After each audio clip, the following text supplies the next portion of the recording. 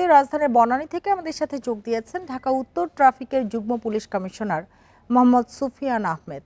জনাব মোহাম্মদ সুফিয়ান আহমেদ, আপনাকে স্বাগত জানাচ্ছি ইন্ডিপেন্ডেন্ট টেলিভিশনে।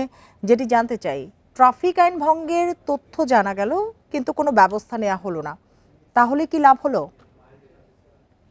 ধন্যবাদ আপনাকে। আসলে এটা টেস্ট বেসিসে চলতেছে, এখন আমরা রিসিভ করিনি, বা আসলে তো এটা ইনস্টল করেছে সিটি কর্পোরেশন, তারা নিজেরাও রিসিভ করেনি বা আমাদের কাছে হ্যান্ড ওভার করেনি।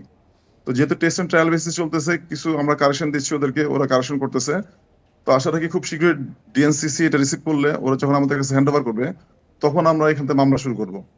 আর একটা বিষয় সবচেয়ে ইম্পর্টেন্ট, আসলে আমাদের ড্রাইভাররা তো দীর্ঘদিন এক ধরনের কাজে অভ্যস্ত, তারা সিগন্যাল না মেনে অভ্যস্ত। বান্ডেল থাকলে প্রতি সেনমানিতে টাকা বাঁচবে। বিকাশ সেনমানি বান্ডেল কিনে জিতুন প্রতি লেনদেনে। তা আমরা মাত্র কিছুদিন হলো এটা চালু করেছি এবং আমাদের ট্রাফিক যে স্টাফ তারা হেল্প করতেছে, জনগণকে আসলে উদ্বুদ্ধ করার চেষ্টা করতেছে সিগন্যাল মানার জন্য। তো আমরা আশা রাখা যায় যে যখন এটা আমরা ফর্মালি রিসিভ করব এবং তখন আমরা দেখবেন যে হয়তো বাই দিস টাইম অনেক জনগণ অভ্যস্ত হয়ে যাবে এই সিগন্যাল মানাতে। এখনো কিন্তু অনেকে মেনে চলতেছে, সবাই যে মেনে চলে না, নট দ্যাট। কারণ একদিন দেখেন 48,000, একদিন 40,000, একদিন 15,000, তার মানে কেউ মানে কেউ মানে না। তো আমরা আশা রাখি বাই দিস টাইম আমরা রিসিভ করার আগেই হয়তো বা দেখা যাবে 90% ভদ্রলোক বা ড্রাইভার যারা আছে তারা এটা মেনে নিবে এবং সুশৃঙ্খল ভাবে চলবে, ডিসিপ্লিন ভেতরে চলবে। সড়কে কেউ যে আইন মানে না সেটা বোঝার জন্য এআই প্রযুক্তি কি দরকার? খালি চোখেই কিন্তু দেখা যায়। হ্যাঁ, ধন্যবাদ। এটা আসলে আপনি দেখবেন বিদেশে কিন্তু সব দেশে, মানে আপনারা যেসব দেশে গিয়েছেন বড় বড় শহরে, দেখবেন যে কোনো ট্রাফিক পুলিশ নেই রাস্তায়, শুধু ক্যামেরা আছে এবং সিগন্যাল আছে, সবাই কিন্তু মেনে চলে। কেন? কারণ জানে যে তার বাসায় টিকিট চলে যাবে, তার বাসায় কাগজপত্র চলে যাবে। এই কারণে এই রেসপেক্টে সে কিন্তু সিগন্যাল মেনে চলতেছে। তো আমরাও কিন্তু ডিএমপি বা পুলিশ হেডকোয়ার্টার অফিসাররাও কিন্তু কনভিন্সড যে আসলে আমাদেরকে সেই পর্যায়ে যেতে হবে। ইভেন আমরাও কিন্তু আমাদের সার্জেন্টদের সাথে যখন কথা বলি, এটাও কিন্তু বলি, ওদের মোটিভেট করি। 10 বছর পর কিন্তু রাস্তায় ট্রাফিক পুলিশ থাকবে না, 10 বছরের ভিতরেই।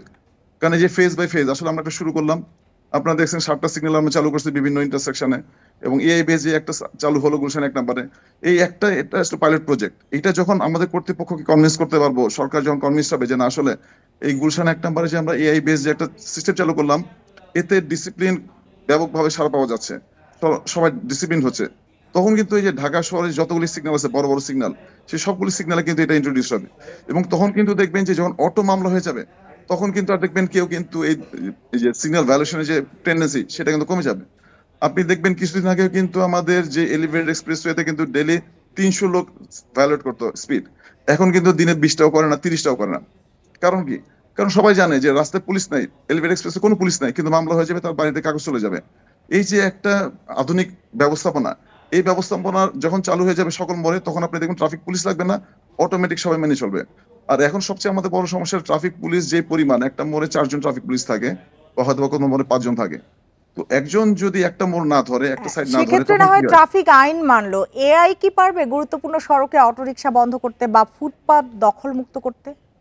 হ্যাঁ, ওইটা ফেজ বাই ফেজ হবে। যখন আপনার গাড়ির মুভমেন্ট ফাস্ট থাকবে, তখন কিন্তু দেখবেন রাস্তায় আপনার অনেক জায়গায় কিন্তু হকার রাস্তায় নামতে পারে না, ওদের টেন্ডেন্সি থাকে রাস্তায় নামান। কিন্তু যখন গাড়ির স্পিড থাকে, ভলিউম থাকে প্রচুর, তখন কিন্তু তারা নামতে পারে না। এরকম করে ফেজ বাই ফেজ আসলে সবই উঠে যাবে। আর সরকার তো আপনি জানেন যে রিক্সার বিষয়ে সিদ্ধান্ত নিচ্ছে, সেখানে আমরা আশা রাখি যখন সরকারি সিদ্ধান্ত বাস্তবায়ন হবে, ডিএনসিসি এবং ডিএসটিসি ব্যবস্থা নিচ্ছে, তখন আশা রাখা যায় লিমিটের ভিতরে নিয়ে আসা যাবে রিক্সা, যে আমরা যেগুলি নতুন রিক্সা, মোটরাইজ যে রিক্সাগুলি আসতেছে, সেগুলি হয়তো বা নিয়ন্ত্রণে আনা যাবে। জি, হ্যাঁ, শুধু গুলশান কেন, সারা ঢাকা বা সারা দেশে যদি ধরি, কোথাও কি সড়কে শৃঙ্খলা রয়েছে? এটা ওই যে আমি বললাম যে দীর্ঘদিন আসলে প্র্যাকটিস। আপনি কোথাও সিগন্যাল সিস্টেম ছিল না, ওই ট্রাফিক পুলিশকে হাত দিয়ে থামাতে হতো সিগন্যাল, বা ট্রাফিক পুলিশকে মনের ধারণার উপরে, নিজের ধারণার উপরে, অথবা এখন আমরা যেটা করি গুগল ম্যাপ দেখে আমরা ইনস্ট্রাকশন দেই উত্তর চলবে বা দক্ষিণ চলবে। তো আসলে দীর্ঘদিনের একটা প্র্যাকটিস মানুষের না মানার। তো এটা ওভারনাইট যে সলভ হবে, নট দ্যাট। আপনি জানেন কি না, আমরা বনানী 27 নম্বর রোডটা যখন ওয়ান ওয়ে করি, তখন 15 দিন কিন্তু আমরা কোনো মামলা করিনি। কারণ আমরা জানি আসলে জনগণ তো আসলে দীর্ঘদিন এটা 2 ওয়ে ইউজ করে অভ্যস্ত। আমরা কিন্তু ডিএনসিসির সাথে কথা বলে ওয়ান ওয়ে করেছি, বনানী সোসাইটির সাথে ওয়ান ওয়ে বলে, মানে ওদের সাথে কথা বলে ওয়ান ওয়ে করি। কিন্তু দীর্ঘদিন কিন্তু জনগণ এটা মানতে চায়নি, আমরা কিন্তু মামলা করিনি। আসলে মামলা সলিউশন না, ওনাকে কনভিন্স করতে হবে, ওনাকে বুঝাতে হবে যে আসলে উনি যদি ওয়ান ওয়ে মেনে চলে, তাহলে কিন্তু জ্যাম কমে যাবে। চালক ও যাত্রীদের সচেতন করার ক্ষেত্রে সেক্ষেত্রে আপনারা কোনো ব্যবস্থা নিচ্ছেন কিনা, ছোট করে যদি বলতেন।